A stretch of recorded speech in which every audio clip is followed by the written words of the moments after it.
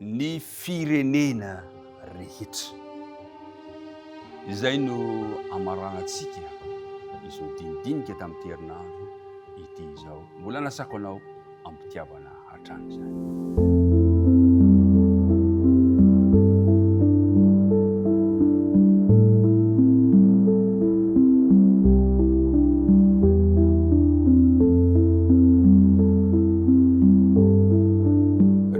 Mpiara-midinika namana, raha tafahoana dia mitsiky satria mbola mihin'Andriamanitra tombonandro isika rehetrarehetra.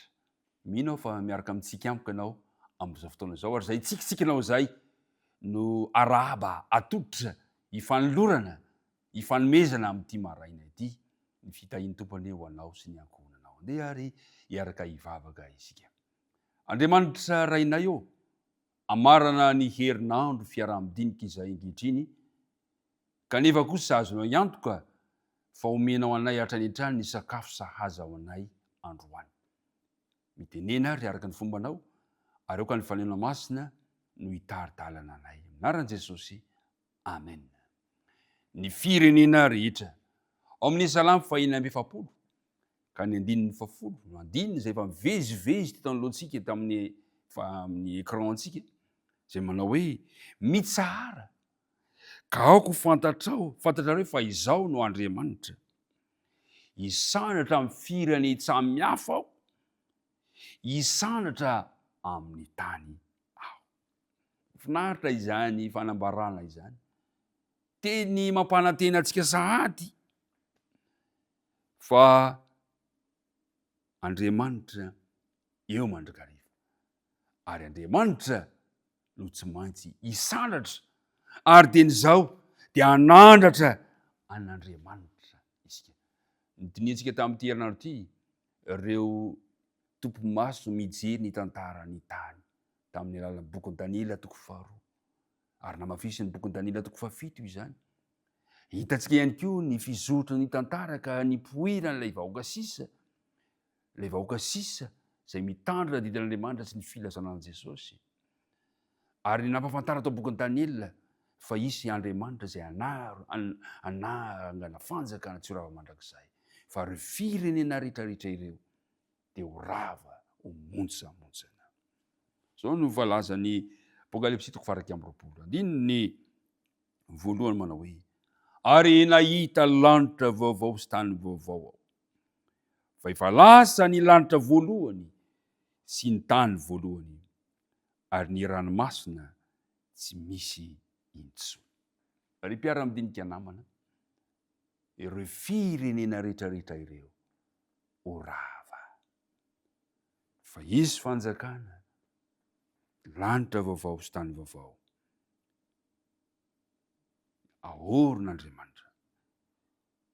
Io ilay hoe Jerosalema vaovao. Mindininy faharoa dia Jerosalema vaovao. Mindininy fahatelo zao lazainy hoe: ary nahare feo mahery avy teo amin'ny seza fiandrianana nanao hoe: indro ny taberna kelin'Andriamanitra dia eo amin'ny olony ary izy hitoetra eo aminy, ary ireo olony ary Andriamanitra hitoetra eo aminy dia eo Andriamanitra.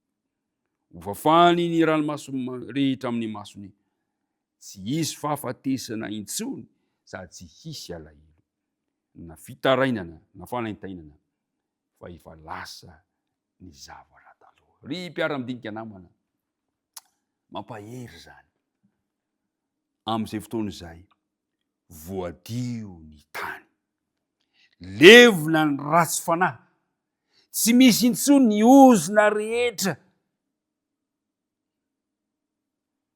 Zao no voalazan'ny mpanoratra anankiray hoe: fampatsiarovana tokana ihany sisa no toetra amin'ny toerana io. Ao amin'ny lanitra vaovao sy tany vaovao io, fahatsiarovana tokana ihany. Inona re zay? Ny olatra teo amin'ny anombohan'i Jesosy teo amin'ny fijaliana, eo amin'ny lohany no ratrainy, amin'ny lany voany, eo amin'ny tanany aman-tongony, ireo no hansotry ny asa mahatsiravina vokatry ny fahotan'ny olombelona.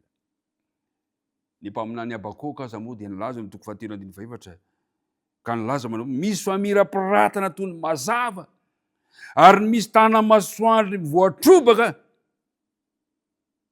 eo amin'ny tanany ary ao ny fieren'ny heriny. Ao amin'ilany voany voatrobaka izay nijininihan'ny rana nampiavana ny olombelona tamin'Andriamanitra no ahitana ny voninahitry ny mpamonjy. Mahery ka mahavonjy izy. Ry mpiara-midinika namana, ho levona ny firenena rehetra. Ho levona ary zay ny natonga ny mpanao salamo ilaza manao hoe isanatra aho ho Jehova, isanatra aho ho Jehova ary isanatra amin'ny tany aho. Mitsara aoko fantatrareo fa izaho no Andriamanitra. Ny mariky koa ny mariky ny fanetren-tenany amin'izay fotoana izay no voninahitra ambony indrindra maharitra mandrakizay. Ary eo anatrehany izany rehetrarehetrany dia hidera azy aneho ny fiderana manakoako ny voavonjy amin'izay fotoana izay, aneho ny fiderana azy amin'ny herin'ny holatry kalvary.